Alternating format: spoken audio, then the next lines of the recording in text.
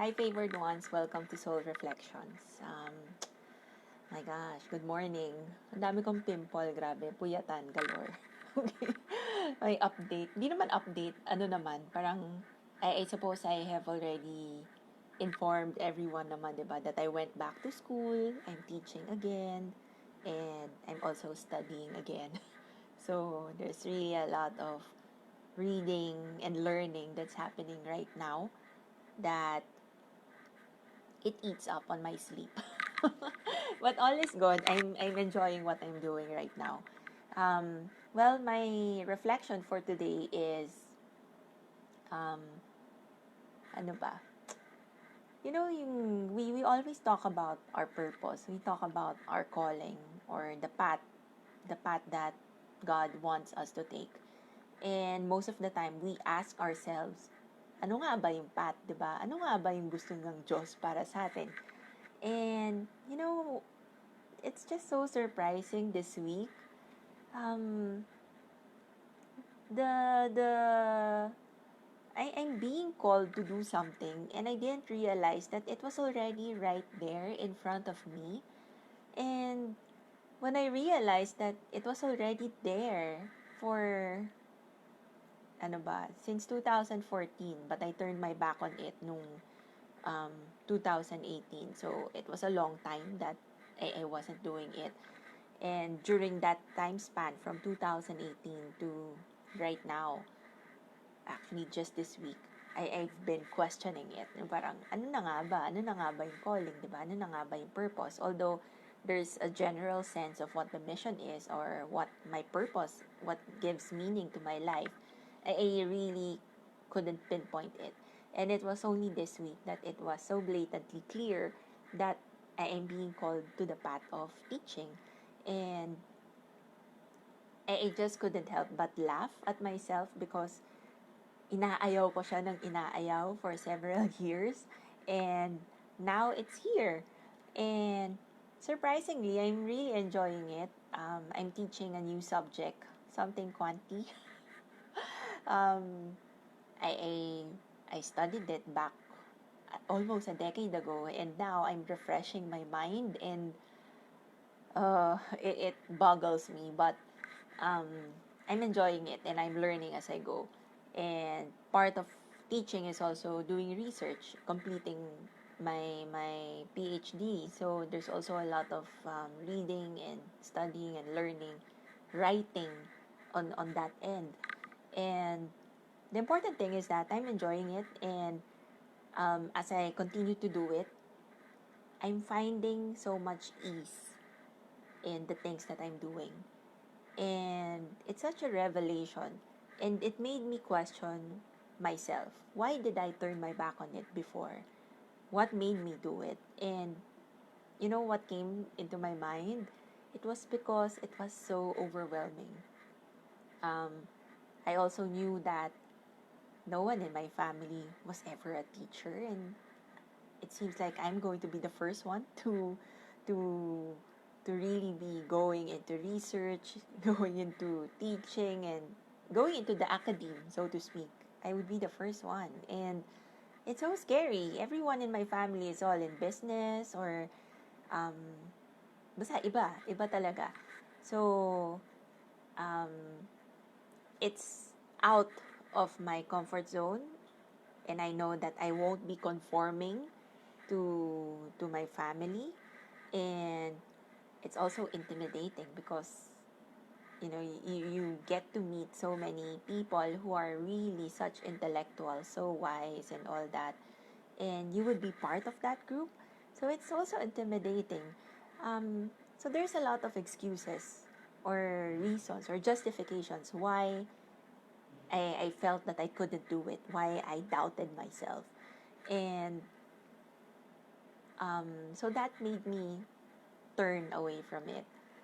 And in your case, kaya ko rin naman sinasabi ito because I encounter so many people who also ask the same thing. What's my calling? What's my purpose? I can't see it. I can't see it. But you would be surprised that it has always been right there in front of you. And It's just that you refuse to acknowledge it or refuse to see it. And when you see it, magugulat ka na lang kung ano yung mga rason na binigay mo sa sarili mo kung bakit mo sinasabi na hindi ito yon, hindi ito yon, hindi ito yon. So,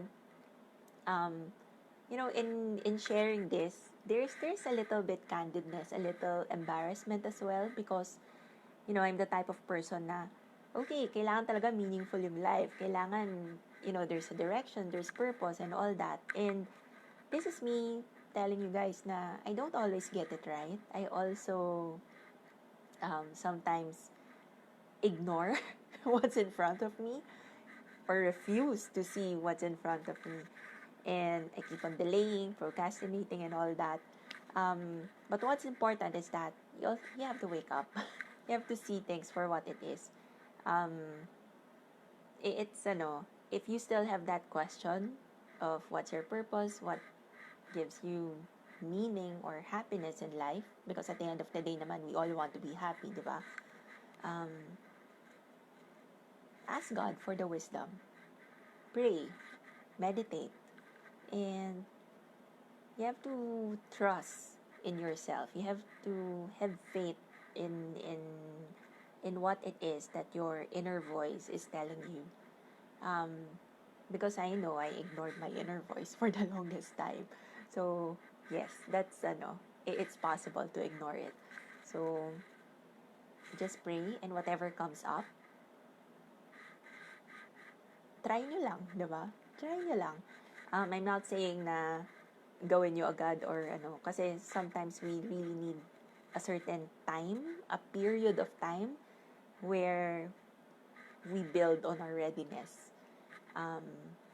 And then, pag nag-start na, magugulat ka na lang na ready ka na pala, matagal na. Hindi mo lang alam na ready ka na. So, you'd never really know unless you give it a try. So, have that courage to take a step forward. Venture into the unknown, if it's really the unknown. And be brave and have faith. So, that's my lesson for this week. And I hope that you also learn from my lesson. Huwag niyo akong gayahin. Ilan years na tinalikuran yung calling. But, there's always a reason. Wala naman nasasayang sa mundo. And, walang mali kung titignan mo talaga from a bigger point of view. So, that's it. God bless everyone. I wish you all a blessed Sunday. And I hope that my lesson, my reflection has touched you or helped you in some ways. Ano bang announcement ko? Okay. Sa Soul Talk, we're celebrating Soul Talk's anniversary. So, kasi the first Soul Talk was back last year. I think it was July 17, if I remember correctly. And my first guest was si Dolly. She was my colleague before at HSBC. And for this July, I'd like to invite again the guests from the earlier months, just to have some catch up and to talk about reinventing yourself and celebrating life, because alam naman, well, I'm sure it's an open secret naman diba? Everyone that I guested in Soul Talk are very self-aware and in the path of self-mastery. So it would be good to know what is it that they have learned during the pandemic, where they are right now, and how has it enhanced their life? How did it change their lives for the better, and to be grateful and celebrate life despite the pandemic. Alright, so that's it. It will be shown or posted sa mga third week of July. Ayun. So, watch out for that. I'm actually excited to talk to them again. So, God bless everyone. Take care and have a wonderful Sunday.